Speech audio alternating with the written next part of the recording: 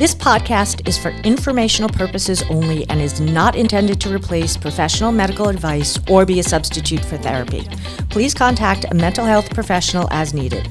If you are in need of urgent or emergency health care, please contact your medical and/or mental health provider, call 911, or go to your nearest emergency room. The information presented in this podcast does not reflect the opinions of those with whom Dr. Ellick might be affiliated as an employee, consultant, or colleague, past or present. Good afternoon and welcome to another episode of From Mayhem to Mindset with Dr. Laura. I am your host, Dr. Laura Ellick, and I am here with my partner in crime who's back. This is his permanent seat, Marc Kantor. Thank you. Hello. Marc is obviously the great connector, as we said. Marc knows literally everybody, and he has brought to us someone today who I looked through his bio, and guys, I really can't tell you what to take out because everything is so impressive. So I'm actually just going to give a couple of little blurbs, but I'm hoping that we'll get to most of what this gentleman has done, but really it's so impressive. So we have with us today William S. Scott Owens, who has been a special agent with the Federal Bureau of Investigation, the FBI, for 27 years. Okay, ladies, hold on to your heart because we know everybody loves an FBI agent, right? But he's married. So is my wife. Yeah, so there we go. Thank you for putting it out there. I love that. Good disclaimer. See, and we already know that he is honest because she'll probably give him a lie detector test when he gets home. So Scott is a certified FBI police instructor and adjunct faculty member of Crisis Hostage Negotiation, Transnational Criminal Enterprises, Intelligence Source Development, and International Corruption. He's been an adjunct professor at John Jay College of Criminal Justice, but this is the most exciting thing to all of our Floridians here. Starting in January 2025, Scott will present his class on crisis negotiation and law enforcement communications in the Department of Law, Political Science, and Criminal Justice. That was at John Jay. But you are presenting the same course now at the College of Social Work and Criminal Justice at FAU. Be still my beating heart. This is absolutely amazing. Welcome, Scott. Thank you, and loving life in Florida for sure. Hey, how can you not, right?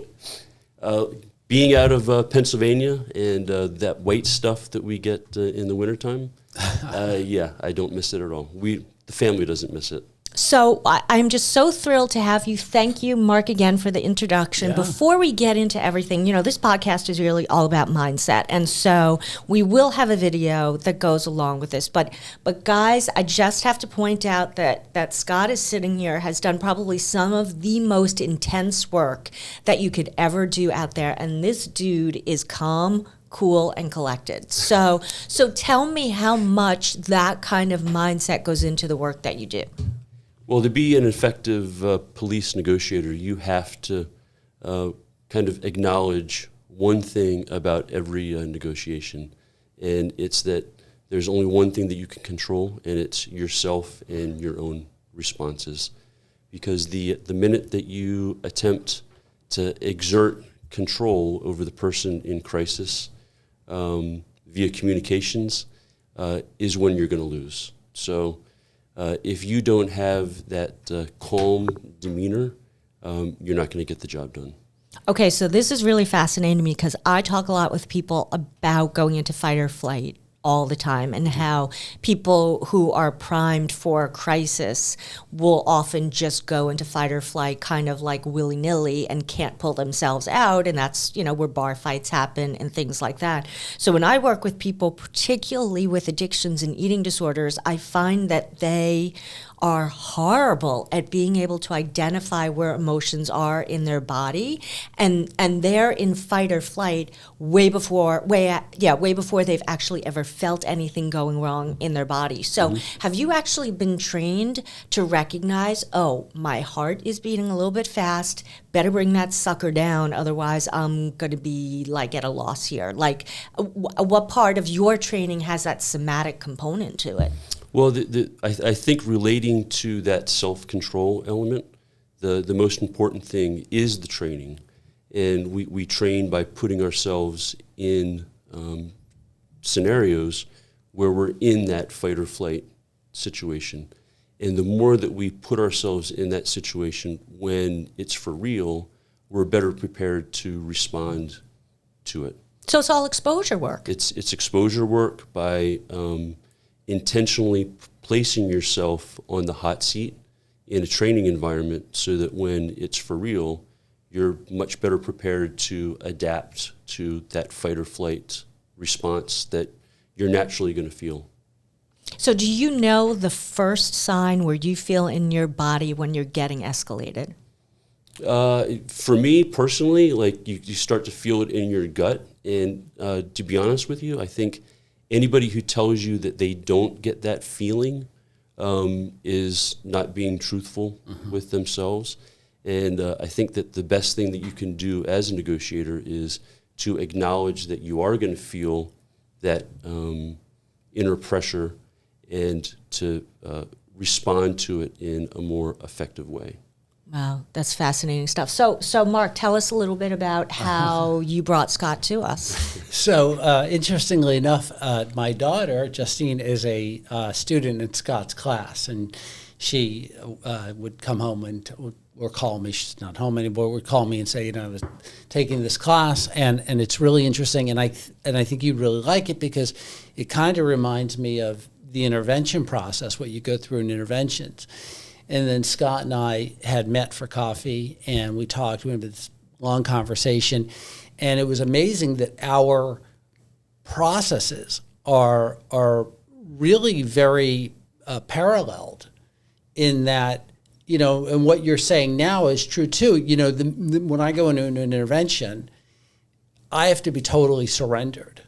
I don't know what's going to happen, and I have to be okay with that either way. I can't control what they're going to do, and neither can the family control what they're going to do. And that's something I spend a lot of time preparing the family with. I think one of the things that's different now that I hear it is that you're going in and actually doing the negotiating, and during an intervention, while I am there to kind of orchestrate, I've trained the family to do the intervention, right, which is something they don't realize when they pay me to come in and do the intervention, that they're going to do it. Right, exactly. But yeah, I mean, the minute you get elevated or start to feel like this is about me, or, there's a, not surrendered, it goes sideways. And it's interesting, Mark, because I'm not a trained counselor. I took a psychology of criminal behavior class in college many, many years ago. But I am more of a trained communicator. So when I respond to a crisis location, it is not my job to fix this person forever. I'm going to kind of defer to the professionals to take care of that. My job is to use the communication skills to safely resolve the barricade as quickly as I can, so that if people have been hurt, there's no further damage or violence, and that we can resolve the situation peacefully. Are there any similarities in the situations that you've been in terms of what the individual might want or might be struggling with? Some people may just want attention. Some people want suicide and they want to go out in a big way. Have you found any commonalities? I think if there is one commonality, it's that, especially if we're dealing with a crisis barricade, it's that they don't know what they want. And even if you were to ask them what they wanted, they probably couldn't give you an answer. And that's why if you were to solicit for demands, as we might call it in the profession, the response that you might get will be for something that's totally not related to the barricade. And that's where I get to the coffee, the cigarettes, the pizza, the soda. Yeah, I was going to say, what's an example of that where you've gotten into a situation where you get to a negotiation and it's like what they want is totally... So it's what we say is it's not always about what they want, it's what they need. And they probably don't realize what they need. because what's driving them at that moment is pure emotions, pure energy. And fear, anger, rage, frustration, sadness, and whenever somebody is driven by those emotions, their ability to make rational decisions is really non-existent. Mm-hmm. So we call that in DBT wise mind versus emotion mind. Mm-hmm. So you want someone to get into wise mind, yes, but in these crisis situations, you are all emotion mind. Yeah. And what we find works more often than not is to just encourage the person in crisis to tell their story. And for the negotiator to sit back and listen to that story without judgment, without interruption, without evaluation, without giving advice. Because a lot of times, just the process of releasing that story on a third party who listens empathetically and without that judgment is enough for the person to move from that emotional motivation to what you just refer to as the wise mind. And they get to a point or a place where they're prepared to say, what the hell am I doing? Mm-hmm. And once they acknowledge that they're at that place and they solicit my assistance for how to resolve the barricade, that's when I can go into more of a problem-solving communication mode. But until I'm invited into that process, my job is to allow them to tell that story. Here's the thing that I've often found, and it sounds very, very similar. So, I mean, you have good, or you guys are trained to have very good internal therapeutic techniques without even saying that it's therapy, right? Mm-hmm. Because you're not in a therapeutic relationship. But, I've worked in prisons. I've worked in like high stakes situations where someone in a group home is psychotic or, things are really getting out of control. And you can either, hit someone this way and have the conflict, or you can take it down and say, hey, come outside. Just tell me what's going on. Right. This isn't you. Yeah. Tell me what got you so upset. Let's kind of talk about it. And you can almost see on their face, they start to relax, because a lot of times they just want to be heard. 100%. Otherwise, the cigarettes are fine, the pizza's fine, whatever, but they have a history of not being heard by people. Mm-hmm. And that brings them down. And I think when, for the majority of the people that we encounter in a crisis barricade situation, the benefit that we all enjoy is that when we are having those mounting pressures in our lives, we have those release outlets that we can kind of share our story with, whether it's friends, family, neighbors, pastors, coworkers, people that we trust. The people that we encounter who are in these crisis situations, they don't have the same benefit. They don't have that support network that we do, so the pressure just builds and builds and builds. And for some people, maybe they did have that support network, but they're dealing with kind of some sort of mental health issue, so that they've been kind of tapping into that resource for so long that resource is exhausted. Yeah. And they're no longer responsive. No bandwidth, you're done. Like every Friday night, the phone rings at 9:00 and I look at the caller ID and it's Uncle so-and-so again. I don't have the energy for another 2-hour conversation on a Friday night. Mm-hmm.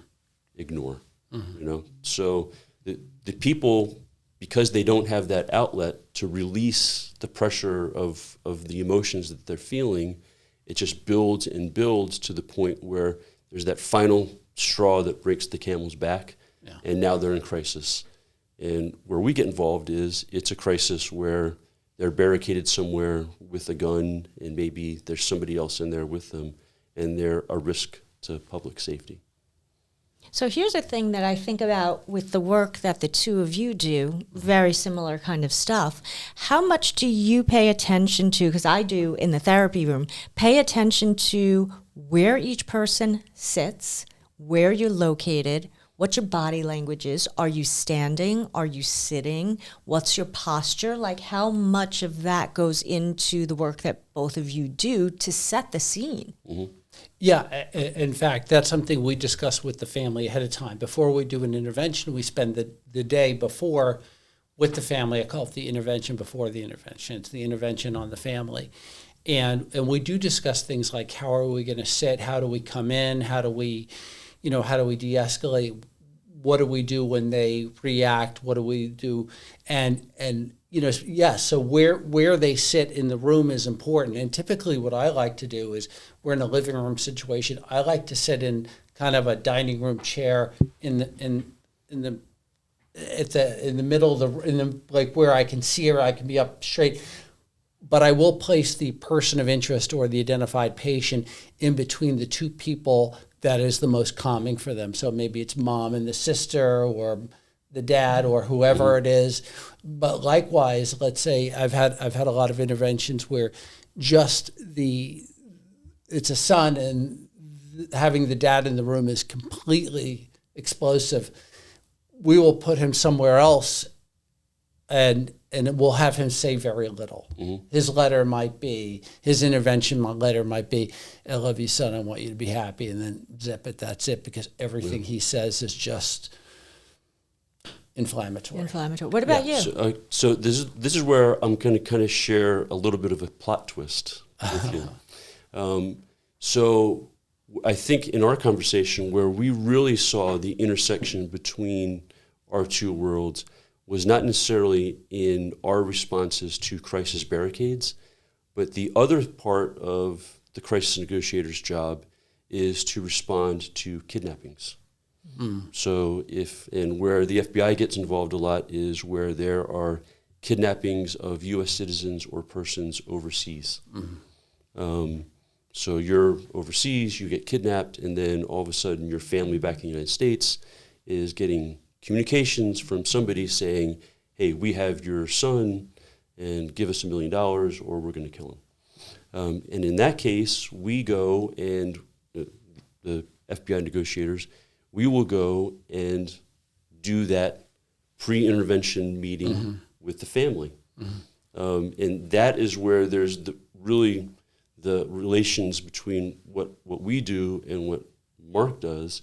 And where we really saw it was when we meet with the family, we acknowledge that the family is in crisis. Mm-hmm. And in your situation, they're in crisis because they're dealing with a loved one who has this pervasive issue that you're going to help them kind of really confront. Yeah, well, they're in crisis. There's fear. There's irrationality. There's acting out. There's all kinds of stuff that just makes no sense to the normal man and woman on the street. Right. It's just crazy. And in our situation, we're meeting with the family because when those phone calls are coming in, I'm not the one who's taking the calls. It's going to be the mom or the dad or the designated representative from the family that's going to be communicating with the kidnappers overseas. And the reason that we have to use our communication skills with the family to build trust and gain influence is because at some point in those negotiations, every time in the negotiations, we're going to tell the family to do or say something, and they're going to look at me and they're going to say, you've got to be out of your mind. Mm-hmm. Like, there's no way I'm doing that. Well, like, I've been doing this for a long time. And the family is emotionally involved in that they want to do anything that they can to get the family member released. Mm-hmm. And in your case, the family is emotionally involved because they've probably been involved in some way, either in like an enabling type of relationship. Yeah. So like that is kind of the connection between what we do, dealing with the families and gaining influence over them, either in the intervention to successfully do the intervention, or in my case, the kidnapping to successfully do the negotiations to get the family member released. And in our case, the family naturally wants to default to doing everything the addict or the mentally ill person or patient wants, including buying drugs for them, because they, if you don't do this, I'm going to kill myself. If you don't do this, I'm going to that. And we're in the same position too, and saying, well, she says she's going to kill herself, and our response might be, don't return her phone call. And they're like, but I know. I got to take this call. Like she's calling, like they're calling. Like I can't, hit red. Yeah. Like I have to talk to them, and you're telling them, no, actually, you don't. Yeah, you don't have to talk to them, and we want to put distance. We want to slow this down, and we want to get the ball back, because this is years and years of indoctrination. These families have Stockholm syndrome, right? So yes, very much. Yeah. And like in my case, like the family is getting the phone calls and like, hey, we want $1 million to release your son. And okay, so the family has to go out and collect as much money as they can, and they come back and they're like, okay, we have $500,000. And when the phone call comes in from the kidnapper, the family wants to say, hey, we have $500,000. Obviously a huge mistake, because do you walk into a car dealership and say, hey, how much you want for that car? And the salesman says, well, I want $70,000. You don't say, okay, here it is. My wife does, Jay.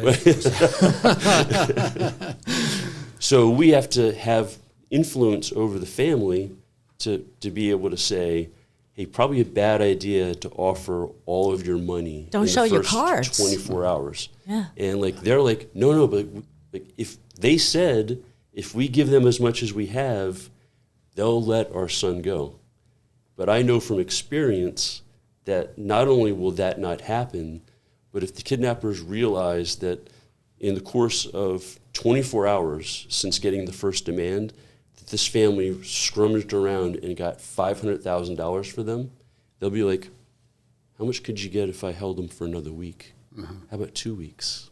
So they take steps that will unintentionally extend the kidnapping instead of resolving it quicker. It was so interesting because in both situations, families are feeling so out of control, right? Feeling so vulnerable and needing to hand over all of this control to the experts and hoping to God that you guys know what you're doing. Yep.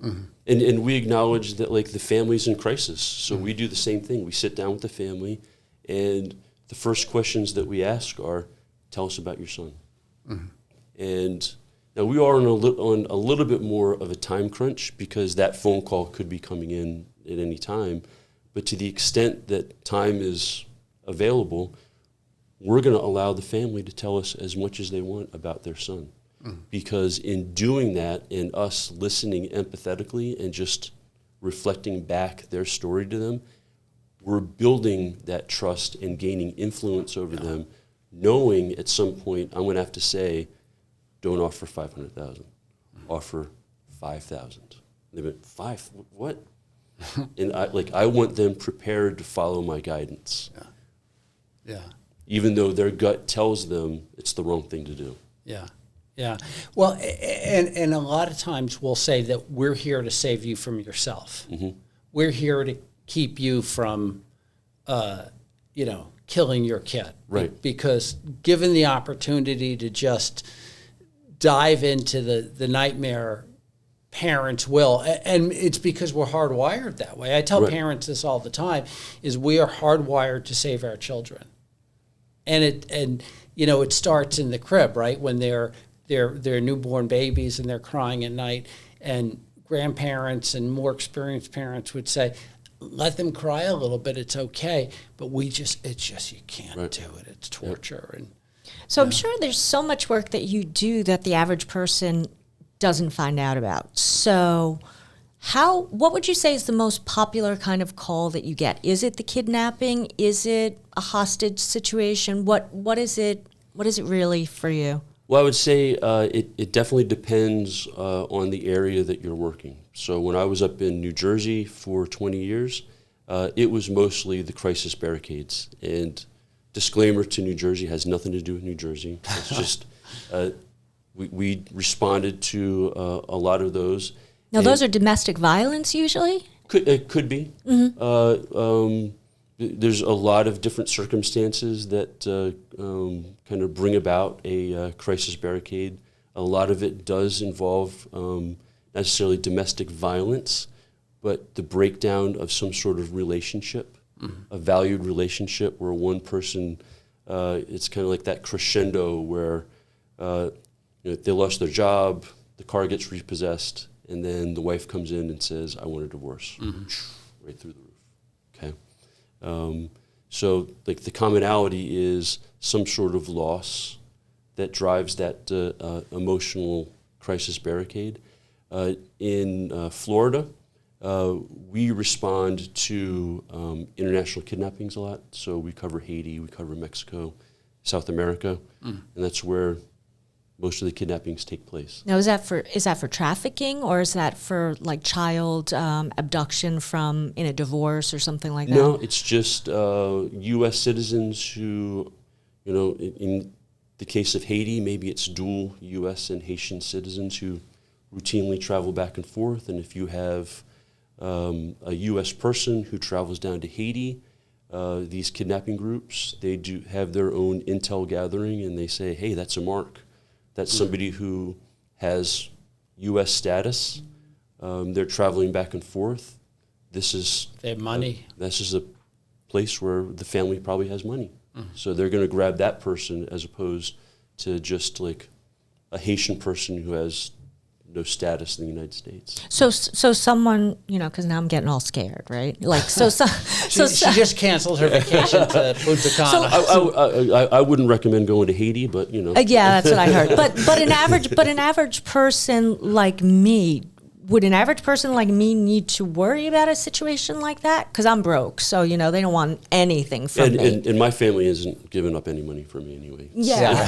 No, they'd be like, listen, just listen to her on the microphone, and you'll give her back. Right. So, but I mean, how do they know who their marks are? Are they reading the newspaper? Are they just watching who goes into what hotels? Is it just seemingly a crime of opportunity? Yeah, I think a lot of the times it's persons who hold dual statuses in the United States as well as that country. So like they're traveling back and forth, so they become known in the community as somebody who might have access to funds or to something. As far as the random vacationer is not and is the same type of danger? Yeah, like in terms of like the criminal kidnapping, I would say, like you said, the random tourist is probably not at risk for this type of although they're at risk for other kinds of things that we see all the time, the getting roofied and those other kinds of. That doesn't mitigate them taking like reasonable steps to have situational awareness when they're traveling overseas. But for the kidnappings that I'm talking about, it's generally the people who have dual status. Do you see this in Europe as much as South America? Europe, much less. I think in terms of annual reporting, and so this is the reason why I ran into it so much when I got transferred down to Miami 3 years ago. When you talk about the countries where you see it all the time, it's Haiti and Mexico. Top the charts every year. Yeah. So now is the teaching piece in Florida right now, is that like a side gig? Like, are you still working in this arena and teaching is just another way for you to like fill your own bucket? This isn't a side gig. It's a full gig because that's awesome. I'm retired. You're retired. Okay. I retired in the end of December. So this is official now. That's it. I'm done. So you may be teaching more than one class. Yeah, I think I'm having 2 classes next semester. Wow. So I'm expanding out. That's awesome. Do you miss it? The other part of it? Not yet. Like my wife has the list of things for me to do at home, and this one class keeps me busy, and coaching my son in football, and walking 3 dogs and taking care of them. It's a lot of dogs. Well, my wife is a dog person, so I'm a dog person. We have 2, and I think that's the max. I thought 2 was the max for a long time too, until I was told 3 was the max. Now 3 is the max. That's how that happens. So I'll often have a case where someone is discharging from a facility or something, it didn't go the way I would have wanted. And I think, could I have done something different? Should I have said this instead of that? Should I have gone down a different direction? How often do you guys do that? Second guessing? Second guess, well, all the time. And I would say more so if it goes poorly. If we don't get the result that we're seeking, which is safe resolution of the barricade. And that's why a significant point of emphasis for us in our training is that negotiators shouldn't take too much credit for the wins or too much blame for the losses. All we can do is try to work the process as best as we can to give the person in crisis the opportunity to de-escalate and return to that normal functioning level where they can make the decision to put the gun down and come out. I've been at barricades where, it has ended in tactical intervention or the person being shot. And there is a lot of Monday morning quarterbacking, not necessarily from a negotiation standpoint, but whenever somebody gets shot and killed, there's the kind of the resulting law enforcement investigation into the death. But from a negotiating perspective, you just go back and you say, we did everything that we could. Yeah. Well, what about for you? Yeah, no, obviously more is at stake when you're negotiating through a barricade. For me, it's every once in a while an intervention will go badly. Now, I have interventions that I'll say to the family, I think there's a low likelihood that your son, daughter, husband, wife are going to go to treatment. And we go into it knowing that. And if that is, in fact, the case, we expected that and we were clear about that. But I do have a lot of cases where, in my mind, I'm putting it together, I'm scoring the case and saying, there's no reason this person shouldn't be on the plane today. And every once in a while, it doesn't happen. And I do start to question, what if I said this? Well, what if that interventionist was there? What if, so-and-so was there? What would they have done differently? And I've often concluded that they may not have done anything differently at all. Sometimes these are things that are just beyond your control. And I've had interventions where the kid has so many years of pushing the family around and holding them hostage, he just doesn't believe that they're going to implement consequences. I'll tell you, one thing that you just said resonates with me, and it's that not every police officer is a good negotiator. And it's because one of the foundational philosophies that we have is you have to be willing to surrender that control of the conversation to the person in crisis. And a lot of law enforcement training is about not surrendering control. That's a great point. It's about, in fact, using the communication process to assert control.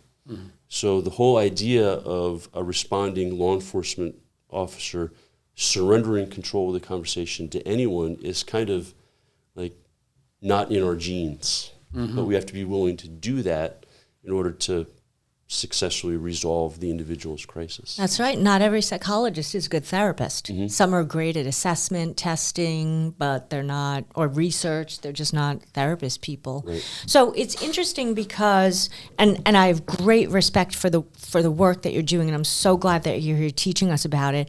But in the pop culture, I don't know if you've seen this, but the TV shows, Criminal Minds, women especially are so attracted to TikToks related to this kind of stuff.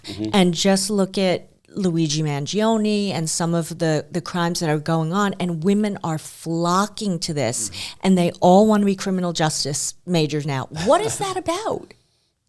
I don't know. And I think that the law enforcement community needs more of them. But is it sexy work? It doesn't seem to be sexy work. I'll tell you, 27 years as an FBI agent, and have I had times in my career of full-on adrenaline, excitement, stories for the movies and everything else?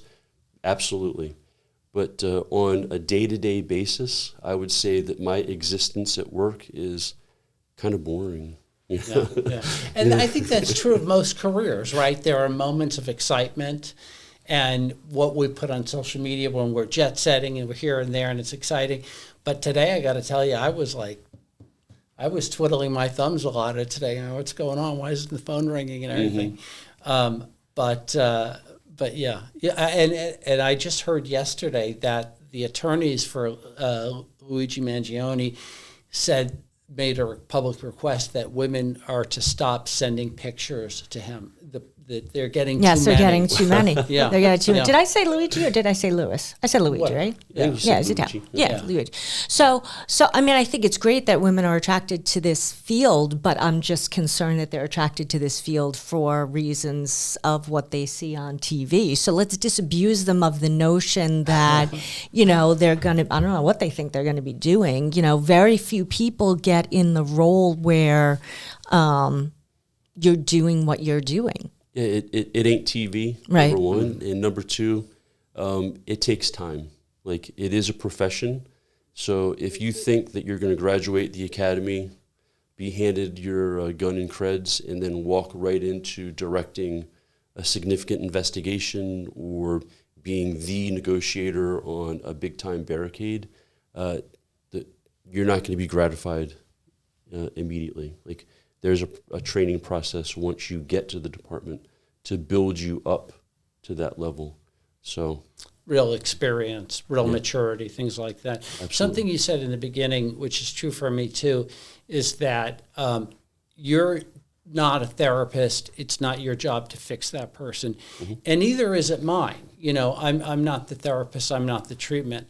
I'm a piece in the process, and I'm the piece that gets the family and the individual unstuck and gets them to Laura, gets them to treatment, gets them, delivers them to the people that can help them. And at that point, then I'm out in terms of the individual in treatment, but I will stay involved with the family because getting someone into treatment is one thing, keeping them there is another, right. And then keeping the family from rescuing that person is yet another thing. Right. Yeah. Interesting. So as we start wrapping up, what are your influences? Any books that you've read that are super important to you? Any podcasts that you listen to besides this one that have been a big influence on you? Where do you go for your own knowledge or when you really want to dig in deep to something? I talk to my wife. She usually tells me. I think we have that in common too. I sit around, I wait for direction. People say to me, "What are you doing this weekend?" I said, "I will be informed. I don't know. Right. We're doing what she tells me we're doing this weekend." I would say one book that I would definitely recommend is by Robert Cialdini on influence and persuasion. We should put a link on that. It's a book that's been out there for a long time. And there's also a retired FBI negotiator. His name's Chris Voss. He wrote a book called Never Split the Difference. That's a good one that kind of translates the FBI law enforcement negotiation techniques to a business environment. But if you were looking to start with two, I would start with Chris's book on negotiation and then Cialdini's book on persuasion and influence. Both are very easy reads. So, one book that I really, really loved, I don't know if you've ever heard of it, it came out a long time ago, and I think it's in several different versions now, was Gavin DeBecker's book, The Gift of Fear. That was, I read that in college. That was the first book that taught me that my gut instincts were on point. Usually they are. Yeah, and so since that point, I've always trained people to listen to their gut and to pay attention to those other messages that you're trying to dismiss as, oh, but he's a nice guy, or, but if it's ringing, ringing. There's a reason why. Yeah. There's a reason why. Well, and that line of thinking, that line of psychology has been so present now with, the body keeps the score, and, that people that are suffering from chronic illness, that a lot of times it's untreated traumas, untreated psychological issues, and it's the somatic is just ringing and screaming for help. Yeah. Scott, I can't tell you how grateful I am that you have joined us today. This has been an amazing conversation. How can people reach out to you if you want them to, to get more information from you or to find out about your class, which I'm assuming is going to be packed from next semester on? Pack away. I love teaching in person. Like I taught at John Jay online, and especially for this class. And the skills that we're trying to teach to college students. And by the way, I also should add, this generation of college students, I think, gets a bad rap. Okay. In a lot of ways, I found that the students in my class at FAU and John Jay are better than some of the cops who came to my class. That's great. Up in New Jersey, because they are so much more empathetic and show a willingness to listen in a way that a police officer with 10, 15 years who comes to my FBI class up in New Jersey, they're kind of ingrained not to listen. But like your daughter and the students, they're doing excellent. She loves your class. I mean, she's gotten so much out of it. And, you know, she's interning with the postal inspectors now, and That's she's amazing. enjoying that. And she's always texting me, you know, different things. And The thing that I ask, and I'm not a criminal justice instruction professional, but the thing that I ask the people in that community is, why isn't a class like this taught at every criminal justice program? Because if these kids are going to be future law enforcement officers, what's the one thing that they're going to do every day, multiple times a day, when they put on the uniform? They're going to communicate with people. And if we have the opportunity to teach that skill now in college, we should take advantage of it. Psychologists should have this class too. I mean, absolutely. I've learned so much from you, and there are some similarities in the work that we do also. I think, you know, definitely we could benefit from that. Yeah. So do you have an email address at the school or anything? Yeah, it's owensw@fau.edu. Awesome. And I'm on the website of the criminal justice program. Awesome. And keep in touch with us. Mark, where can people reach you? so people can reach me. A good place is my website, which is southfloridaintervention.com, or my Instagram is @helpforaddiction. Awesome. Yeah, And- no .com. Just And you can reach our brand new email address, mayhem2mindset@gmail.com, and feel free to reach out to me also at my website, www.lauraellick.com. Remember, guys, it's all about the mindset. Thanks for joining us on From Mayhem to Mindset. If you found today's episode helpful, be sure to subscribe wherever you get your podcasts and leave a 5-star review. It really helps spread the message. Want to dive deeper? Check out my book, Wisdom from the Universe, available now on Amazon. And if you're looking for a speaker to inspire and transform, I'd love to connect. Visit www.lauraellick.com to learn more. Remember, you don't have to just survive, you can thrive. See you next time.